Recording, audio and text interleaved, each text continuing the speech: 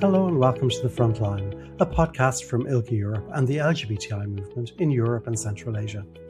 Today we're exploring what a small, divided island can teach all of us about building real solidarity and power in the face of rising hate. Cyprus is often described as a polarised country, but its LGBTI movement is reshaping that narrative. In this episode, you'll hear from two activists working on opposite sides of the green line that splits the island. Stefanos Stavros Evangelides from Accept LGBTI Cyprus in the south and Reset Saban from Queer Cyprus Association in the north. Recorded at ILGA-Europe's annual conference, their story is about cooperation that goes far beyond geography. Together, their organisations are challenging division, reclaiming space through protest and dialogue, and creating a model of community care that pushes back against far-right rhetoric and anti-rights backlash. You'll hear how a movement shaped by occupation, nationalism, and deep social conservatism has grown into a force for unity, equality, and justice, and why their experience offers a practical blueprint for other activists across Europe and Central Asia. If you're navigating political division or rising hostility, this conversation offers honest lessons and a powerful reminder that queer liberation can open the door to broader movements for peace and justice. Now, over to Stefanos and Reset. This is our island. You know that we used to be the British colony. So when we had the independence, these two zones were stayed as sovereign bases, military bases of the Britain. And this is the so-called Green Line, which divides us. So our elders, the political elders, were dreaming either to connect with the Greece or Turkey, but we end up finding ourselves in a bicommunal unitary state. And it only lasted 3 years because of the different wills of the political elite. Starting from Nicosia in 1964, we created the first bits of the Green Line, and throughout the 11 years of conflict up until the Turkish military intervention in 1974, this was established at a United Nations buffer zone starting from the March 1964. So this is the division line. So Republic of Cyprus controls this area on the south, even though internationally Republic of Cyprus is the only entity to represent Cyprus. And here we have a so-called Turkish Republic of Northern Cyprus, declared in 1983, only recognized by Turkey. It is a Poseidon state patronized by Turkey. So it means that majority of the political decisions are actually given by Turkey, but it is a Poseidon state claiming to be independent. I wanted to add the reason we say Green Line and we mentioned the line is because it was drawn as Green Line, and the idea of a Green Line when you're discussing the island is the division, is the border. We chose the word Green. Maybe first the previous slide. The case is that it is crucial to note that in Nicosia, this Green Line is less than 5 meters on some parts, so it is only a small area between the tables and the first chair, so only one car across. But in some areas, it reached to up to 7 kilometers. This area here is 356 square kilometers. And just to give you a brief understanding, Malta is 316 square kilometers. So what we have is actually 1/17 of the whole island, which is staying as a buffer zone. Yes, so this is how daily life of Nicosian is. So we have a lot of militarized zones, so there is this small narrow streets that you cannot cross. And as you see, both sides are proud to show the so-called motherlands on the militarized zones. So this is a regular Nicosian way of almost in each situation. So this is how we are divided. Yes, and you will see the difference while we're speaking. I'm going to refer to Rishad as a Turkish-speaking Cypriot, and to myself as a Greek-speaking Cypriot, because we need to recognize that we are Cypriots, yes, with a different language. Above all, we are Cypriots. So the case is that we had our differences in the beginning as Accept LGBTI and Queer Cyprus, but throughout the experience, we realized that in order to achieve a better LGBT rights situation in Cyprus, we have to collaborate. Because yes, we are Cypriots, but prior to everything, we are LGBT Cypriots. As many organizations, conflict happens. But in 2022, we decided that whatever happens in the past is in the past. What is most important? Not the differences we have, but the common goal. The common goal, the common dream, the common land. Because if we don't manage to come together, then it means that the queer rights throughout the island will not be dealt with. The Turkish-speaking Cypriots will not be able to be part of the country, and us between us, we will leave behind a lot of our fellow people. So we created a memorandum of understanding after several meetings, and we had a professional negotiator because we were having difference on how next slide, how we understand, for example, equality is the main purpose of the discussions mainly, because the Greek-speaking Cypriots are coming from, by population, a majority, and Turkish-speaking Cypriots are coming from a minority, and the expectations of the meaning of equality is something that we had to discuss a lot. Because we were talking about the historical pains that we gain as being populated minority, and so this was the main course of discussion. But on intersectionality, etc., the respect, understanding, we have decided that if we talk clearly and transparently, we are able to understand each other. Yes, and that I think that was the beginning, and that is a recommendation we give, is that we had a real line between us. We were registered in different jurisdictions, but still we believe we're Cypriots. So how are we gonna see the differences of the past? It's only by discussion. We had a roadmap and we wrote them down. And we decided that these values, intersectionality, transparency, equality, respect, care, and understanding, are the beginnings of building the trust that we have lost between the two organizations. And literally, we respected each other from the first moment, and we cared, but there was always a point that unless we were transparent and unless the minority felt that there is equality, and not just equity, equality between us when we have the dialogue and the collaboration, there wouldn't be a way forward, notwithstanding the fact that, they were from a Greek Cypriot would say, yes, but they are from a, other state, they are Turkish Cypriot, they're not our brothers. No. We went deep and we realized that about our Cypriots, and we need to understand that we're equal, notwithstanding any characteristic. And that's why we signed this memorandum of the two organizations. In 2023, two European Member of Parliament offered us as a candidate to receive the Citizenship Award for Cyprus for our ongoing 10 years of togetherness. So since 2014, we are organizing a parade which emerged within the divided buffer zone.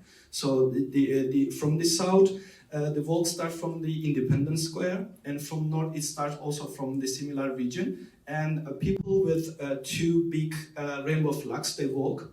And when we reach the buffer zone, the United Nations buffer zone, which is a militarized zone, we sew the rainbow flags together and make it a larger rainbow flag. So in essence, this is the prize that we received for our ongoing efforts.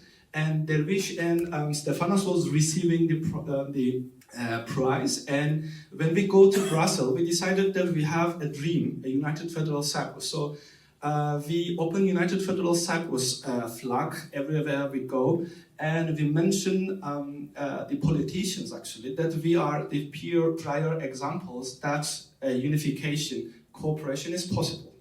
Because if you realize that it is irrelevant, like not only the religion or the language or the characteristics, we live on the same island, and we want an island that will be a diamond, like a utopia where human rights are equal for everything. And we succeed, and we believe that to organizations that are queer-based, to organizations that have different languages, to organizations that have actually managed to meet in the buffer zone and reclaim buffer zone.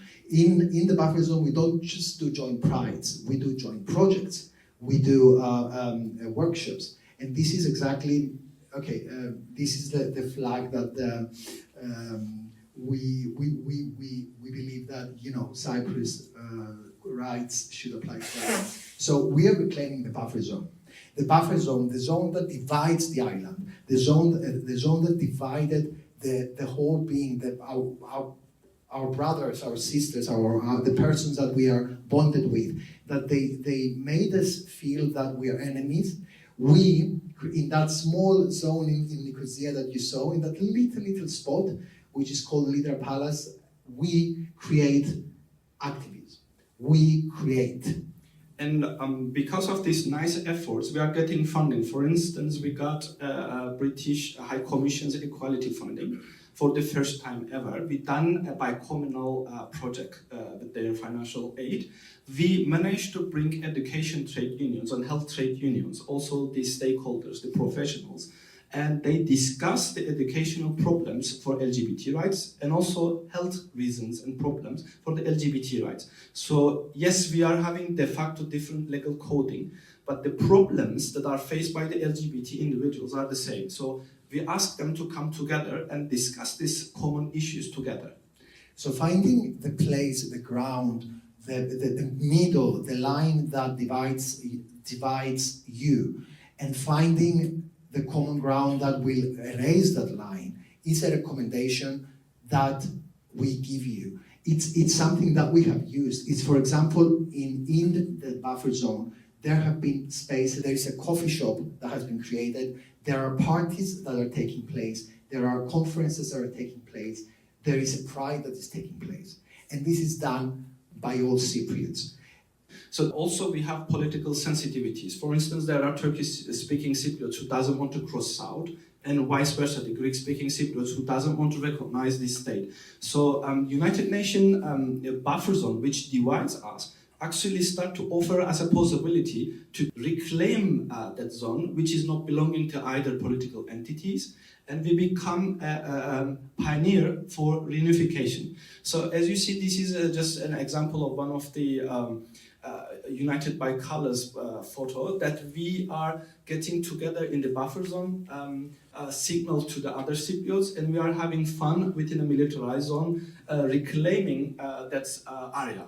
And through that buffer zone, through that little dot on, you know, the whole of Malta, if I can say, we receive, as we are part of the European Union and we represent the Republic of Cyprus, we, with Queer Cyprus and other LGBTQ organizations, we meet together and we try to help queer LGBTQ people. We managed to get for the first time after 23 the President of the Republic of Cyprus to follow Queer Cyprus and follow the Dervish that was with me. He followed them. That was the first time that the Turkish-speaking Cypriots were addressed by the President of the Republic of Cyprus in 2023. And we also invited by Accept LGBT to Cyprus Pride, which is happening in South Nicosia, and we make a public speech in Turkish, even though a majority was not understanding us, but we showed that this country has 2 official languages. So we are creating this kind of symbolic moments. And Stavros, the president of the Accept LGBT back then, he just removed his speech and he translated this speech I gave just to show how important we are giving to this solidarity. And in that space, because of the struggles, we also invite the LGBT African migrants that they are, and the Filipinas. We've got another 2 organizations, LGBT Filipinas and LGBT Africa, that they are in Cyprus. And we invite them on the stage of the Cyprus Pride to speak up, because Cyprus Pride, that's organized by Accept, is the biggest of the 3. We had this year 5,000 people joining us during all this. And if you consider that 5,000 means almost 2% of the votes, that's a big thing that walked and marched with us. Together with our brothers and sisters and all the non-binary that joined us, we managed to pass on a message of love this year, because this year it was love is not afraid. And love is not afraid, it means something beyond rules, because we felt it, we realized it, we understood it. We understand it through dialogue, through discussion, through this intersectional situation that was created. And we are always discussing the Cyprus issue with a bi-communality because there is two communities. But whenever we do an action, we try to have the inclusivity as much as possible. So including sign language, we have representative of the African LGBT community in the island. So we try to be inclusive as much as possible as rainbow flag. And the important things that came out of these 3 years work that we were doing post-pandemic was that in the that the government agreed to create a national committee for national strategy to be created in Cyprus for LGBTQ matters. It's the first time that it will be done. And we will have separate positions for the Turkish-speaking Cypriots because they face different struggles being under a different statehood, or the regime. Thank you. I didn't want to say it without you confirming it. But also of the people with asylum biography. Like we've got a lot of people from Cameroon and asylum seekers, and we needed to include in the national strategy also that. And that happens only because we collaborate. That happened because we found a way to say, look, I don't care what my parents said. I don't care what my grandparents were saying. I met you, and we understand each other. These are the challenges and the responses that we faced. We face as activists. It's like we encounter backlash, disinformation that is not only about LGBTQ. It's layered. It's layered to the fact that there was an invasion, but was it an invasion?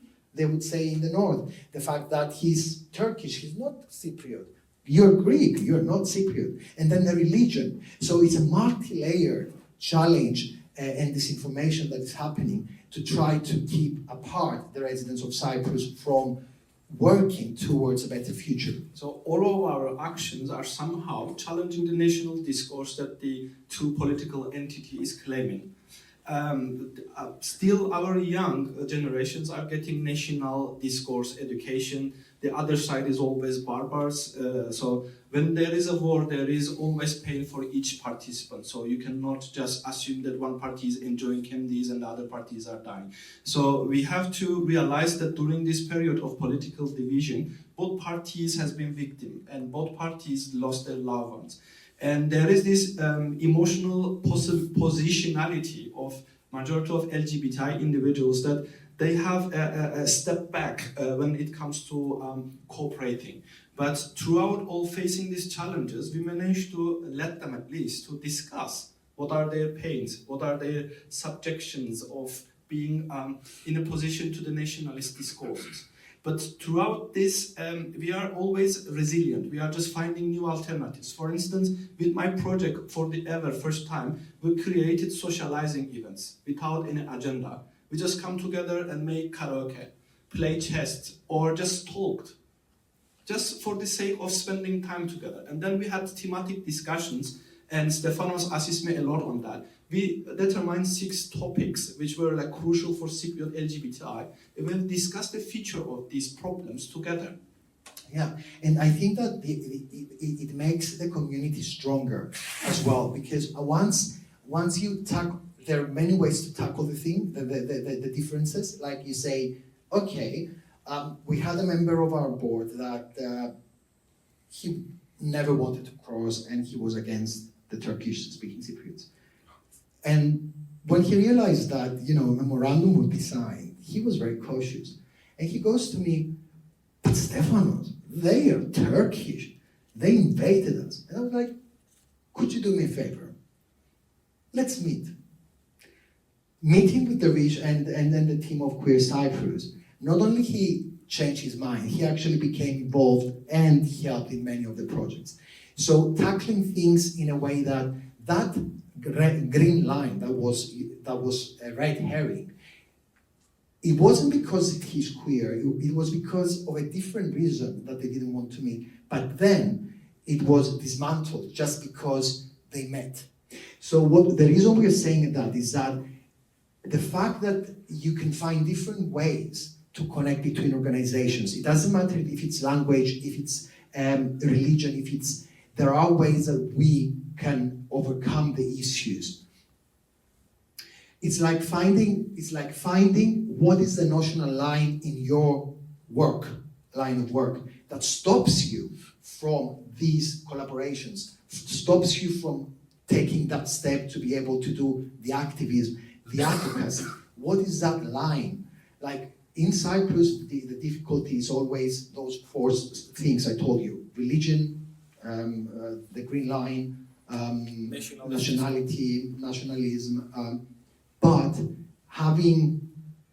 thinking about it, this is what makes you stronger. And we want to open a dialogue and reflection with you and understand that, sometimes you need to be able to dig deep and realize that the only thing that keeps you not proceeding is because you think there is kind of a border, which is merely a line that you just need to cross, or find somebody from the opposite line to discuss with and walk hand to hand.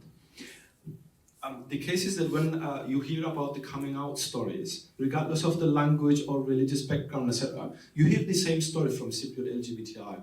So this is this connecting space that they are sharing their experience is actually uniting them.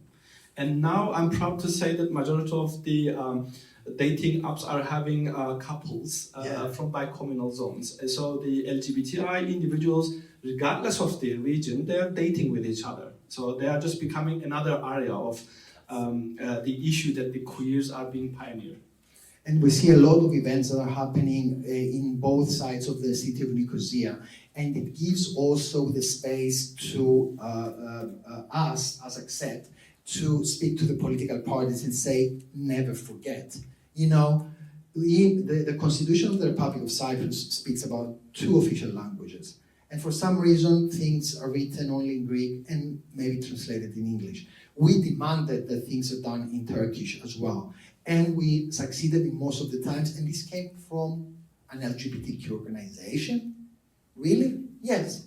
Because we have the strength, we have the resilience, we know what it is to feel marginalized. And if we don't make them realize that, it doesn't matter that we are, the gays, or we are like, LGBTQ or queer. We're doing it also because we do not want this characteristic to be the reason of the division. We don't want the religion to be the reason of the division. We don't want the race to be the reason of the division. We want to be united and can be united and have been united, and we managed. And believe me, if we managed, I believe the whole of Europe can manage. I believe Belgium can do it.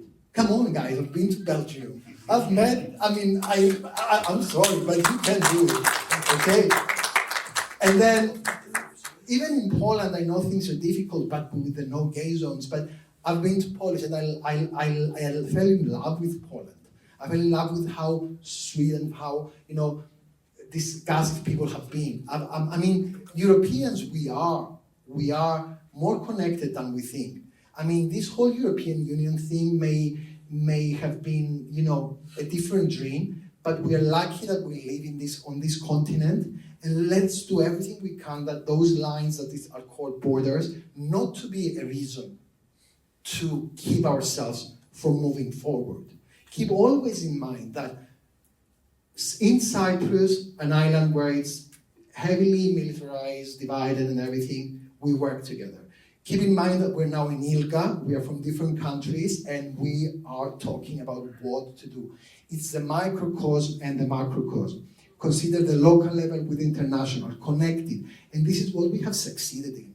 We are here together in ILGA, and we are together in that small corner of the Green Line. And believe me, this is just the beginning. And this is my first time in ILGA, and I'm uber excited. And I'm telling you, what I've seen and what I've felt, it made me understand that not only we're not alone, actually, we all have the same thoughts and the same feelings. And we are all aware that things are different. We are all aware that the struggles are coming. But we are resilient. We've been through struggles. We've been through difficulties. The moment that we feel alone, we need to remember we have each other. The moment an organization feels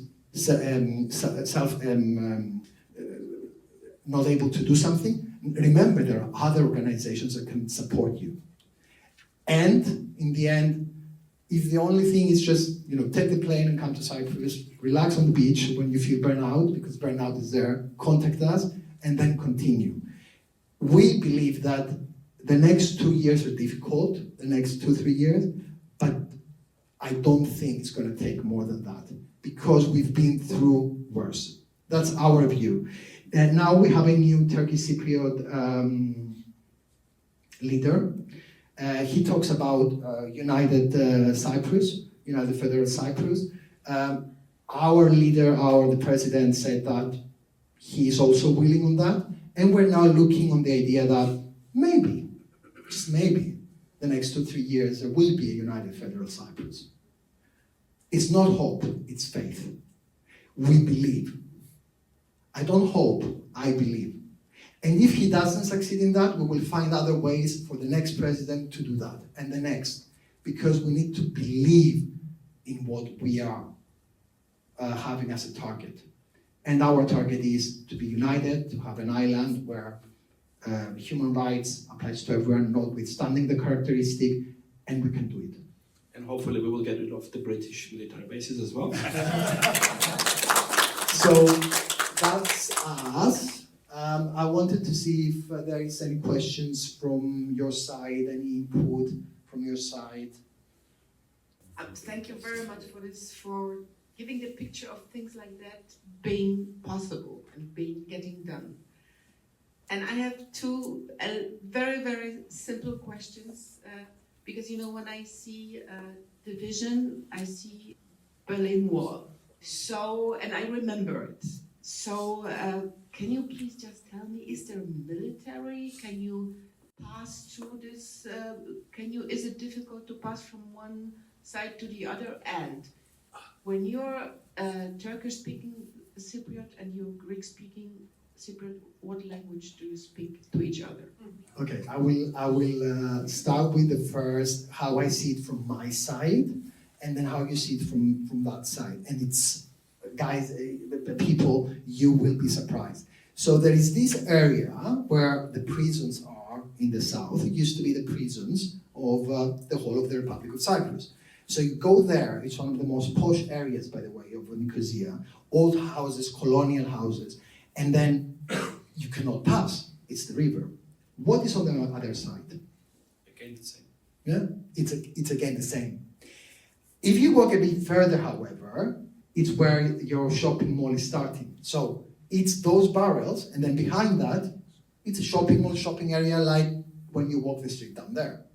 So you have two different worlds that you cannot cross at all. You cannot. So you've got military on our side, and then those 10 meters where you have the other military, and there are only two passing points, the Leader Street and the Leader Palace. The case is that starting from 2004, during the Annan Plan, which was a proposed solution to the Cyprus, the leaders has agreed to open crossing points in certain regions. And in Nicosia, we have one only car crossing and two by-wall crossings. So for Nicosians, it is much more easier, but for other regions, it is kind of hard to cross. So it is crossing possible for EU citizens, also for the local Cypriots. But the case is that because of the limitations of the crossing points, you see a lot of queues. It is like crossing, as he says, in some certain region it is 10 meters away. For example, for instance, we are getting invited by the embassies in South Nicosia, and I had to spend 1.5 hours to cross some place that I can see, actually, especially the British High Commission is visible from my office, but I had to spend 1.5 hours to drive and cross from the gate to reach the location that I can see from my office window. So for the other issue, the militarization, yes, we are deeply militarized. We have Greek military, Turkish military, and local militaries beside the United Nations, and also, unfortunately, we are heavily militarized by the United Kingdom, and especially it hurts us when the bases which is present in our country, they are used to attack Gaza. Yes. I didn't want to politicize the issue much, but when you open the gates... And the language we use is mostly English, because we're not taught Turkish in the south and they're not taught Greek in the north. Yes. We had that question. Thank you, and yeah, I'm really impressed by your presentation. What I find intriguing also is to hear that you've been working also with migrants from the Philippines and from Sudan, And Africa in yeah. general. Do you think it facilitated the work together, or do you think that it has been a problem of also involving those groups? I mean, I'm active in the Netherlands. In my group, there were people from other backgrounds who once visited a meeting, but then decided, no, I won't do this. And we would like to get more cultures active in our group. I wonder what your experience is. Is it positively working in you two working together, or was it an extra hindrance? Can go first. Yeah. The case is that we are not only assisting the African or Filipinos, but we have post-Soviet states. So the case is that what is our experience is that we had the sodomy law as a heritage from the British Empire. And I think we are the last EU country to have the same-sex sodomy law. So we experience the discrimination, the criminalization of the same-sex issue. So we had a fight, not maybe us, but the earlier stages of, for instance, Alekos Modinos, I would like to remind his name. He used this challenge to make the legal code to change. So we have been there. So when we are assisting the refugees or asylum seekers, that they cannot go back to their countries because of their being LGBT, I don't think that it is hinder, but it motivates us because we have been there and we can be more empathetic to their situation. And to add to that is that, again, the layering. Everybody needs to realize that it's not just the LGBTQ aspect, but the fact that the way Cyprus is, Green Line is the way where illegal immigrants come through the Green Line. There are people that leave Africa. They pay so much money to leave, and somebody's dropping them on that side of the island because there is no security. International authority.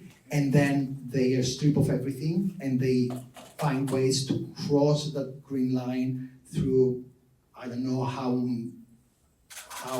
through night in the night and through illegal ways to claim asylum and be asylum seekers, and then the Republic of Cyprus to not treat them correctly and putting them into camps, and then we as accept only being able to help in a way we can with LGBT aspect. So we know that our African friends it's very difficult for them to claim that they're gay on that aspect. So we made an arrangement as an organization with the Ministry of Interior that we interview them with LGBT Africa together with Accept, and we issue a letter to confirm that this person is indeed LGBTQI, so that at least we can save and provide asylum to migrants that are of LGBTQI biography. And in North Nicosia, we have a cooperation with a Refugee Rights Association because due to the international status of the authority in the north, UNHCR is not able to cooperate with the authority. So they used to do it via an association which was sharing the office with our organization, Queer Cyprus. Unfortunately, due to the budget cuts by the Trump administration, unfortunately the refugee assistance now in the north is not present. And as he says, the human strugglers are just somehow benefiting from this international debt zone. Thank you so much for your wonderful presentation. I'm just very curious about the north. As more migrants coming through the north and before going to the south. So I just want to be sure or to know, where is the organization, your organization based? Is it maybe in the north or on what side? We are in the Republic, in the south part, and the Queer Cyprus Association is in the north part. Okay, and I just wanted to know how the north, because I know when it comes to support maybe religion or something, and it's not allowed, maybe something in the North Cyprus, they don't support LGBTQI, like from Turkey or something. I don't know if maybe I can have more information about that. Okay, the case is that because of the easy access to Cyprus, because people generally come through Turkey with a connection via Turkish airports. The case is that the North Cyprus is not applying visa to majority of the world countries. So if you are in refugee status or asylum seeker, you just come to North Nicosia, and then if you are lucky enough, you can cross to South by illegal means, in a sense. But then Republic of Cyprus, as an EU member state, is obliged to assist you with the refugee status. This is mainly becoming the major problem because Cyprus is a small country and the number of people who are seeking assistance is rising. The case is that in North, people are not religious. We are proud that as Turkish-speaking Cypriots, we are secular. But unfortunately, in Turkey, starting from 2001, the regime is trying to embed religion into our cultural affairs, that is why we are having a problem with the Turkish regime. The case is that they are spending a lot of economical sources of us to build mosque in each and every village, even though we don't go to them. The case is that it is more like a cultural hegemony, trying to show up that they own the land, actually. It is not more religious need. From my understanding, if somebody is religious and they would like to have a religious place to pray, they should gather a community and pay for their cost, and they can build their whatever they are. It is church, synagogue, or mosque. They should do it, and government shouldn't be involved in this issue. But the case is that because of the Turkish regime, unfortunately, because of the language similarity, we are importing the hatred. Now the Turkish regime is using trolls on social media. You see that they're following each and every news, and they're just having hate speech under our posts. And during the election, for example, last election when the Federalist was just winning with 62%, you were having that they are trying to put the LGBT rights issue into the struggle because he's supporting LGBT rights. So they're just using LGBT rights, gender issues as kind of reasoning to have a quarrel, divide the society, etc. Somehow it doesn't work still yet. We have time for one more question. Just few consideration and question. I'm lucky because I visited many times Cyprus due to my professional skills and work in the last 25 years, and I use Cyprus as case study in teaching at university as a way of division in Europe. So you're doing a great job, and in my personal opinion, it's something amazing that is could change a lot in Europe. I walked the Green Line time by time when I was in Cyprus. I met UN soldiers there, and sometimes they pushed me away because I was in the wrong area, but in a military area. But how the UN react to your job? Are they focused on that? Do they know that? Or are they completely out? It is kind of a combination of both. The case is that whenever you do an event in United Nations buffer zone, they are welcoming and they have a nice conference zone and they are opening the zone for you.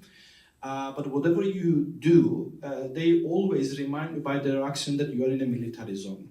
So, for instance, when there is bi-communal riots, especially on the buffer zone, that the Turkish and Greek-speaking Cypriots are getting together, regardless of what is the action, if the number of the population of people are increasing, they just completely alarming. So they at there, if migrants join, exactly. It becomes even there. You can see it. If migrants join, immediately you can see the difference. The case is that their official title is United Nations Peacekeeping Force in Cyprus, but whenever we have a peaceful action, we are reminded that we are in a United Nations control zone, which is a military zone. So, for instance, during the bi-communal pride events, that there are drinks, they are just super annoyed. When there is big flags that they cannot see behind, they are super annoyed. So the case is that the reality, there is around like 1,200 United Nations peacekeeping force in Cyprus, and it just happens to be a war. They're just one person per 100,000. So they cannot do anything anyway. And we had the history that during the internet conflict, they just only watch and report. So, but the case is that sometimes you feel annoyed because when you are trying to do a symbolic event in the island to show that we are together, we are compatriots, you see that their certain actions are actually, they are happy with the division somehow. So even in that space, so even in that space, there is always something reminding you that there is still work to be done, but we're still here. So there will always be something reminding us that we're not there yet, but sometimes you can think that it's, you know, a bug or a mosquito, because they can't do anything, really. They're just there. It's how you perceive certain things. And yes, you're correct. They are always there and they always remind us. But we do our workshops and we do our events and we do our screenings, and we will continue to do that.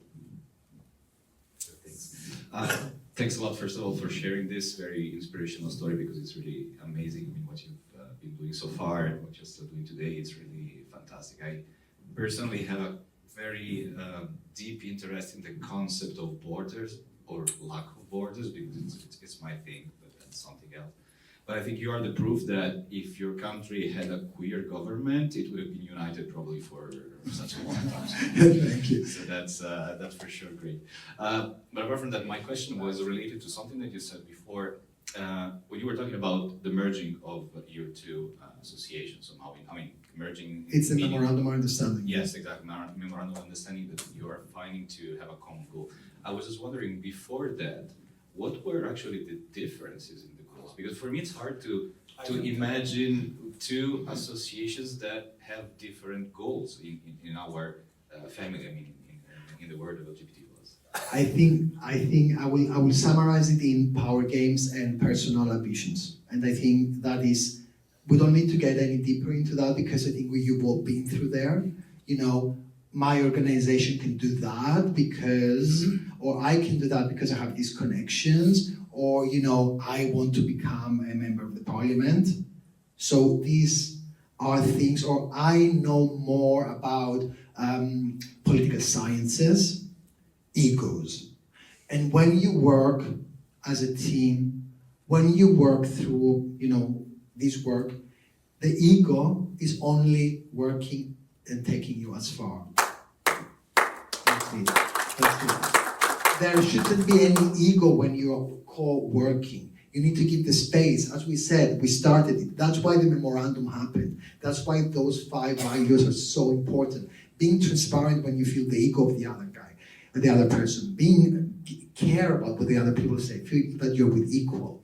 We need to finish it, and we need to close because we only have half an hour and it's going any further. Is there any other question? Great. So I need to remind you the 5 lessons. Reclaim symbolic spaces. That makes a huge difference in the eyes of people and the political parties. Reclaim them, find that way. Community-led movements. I know that here, all of you have been through this. Bridge with ethnic divides. Bridge them. We are all unique nowadays. Do an intersectional inclusion. It works wonders when you realize that when work on an intersectional level and you deconstruct everything in from intersectional way, then it's easier to build the truth and build the future. Care about how you're organizing your infrastructure. We heard about burnouts. I came here on Tuesday. There haven't been a moment that I haven't heard about a person being burned, having a burnout. And we also had it. Take care of that. Map and bridge actions. Make safe space agreements with other organizations and micro solidarity channels like, a WhatsApp group. How are you today? How is everything? When are we meeting? The local communities share a strong bilateral cooperation in Cyprus and partnership in several areas and have a common history. Over the years, both communities have strongly committed to making their societies fairer and where everyone feels safe and free to be themselves, celebrating diversity and disadvantages with respect to equality and non-discrimination. And I'll close it by saying it and paraphrasing Maria Montessori: peace is what every human being is craving for, and it can be brought about by humanity through us. Thank you. Thank you very much.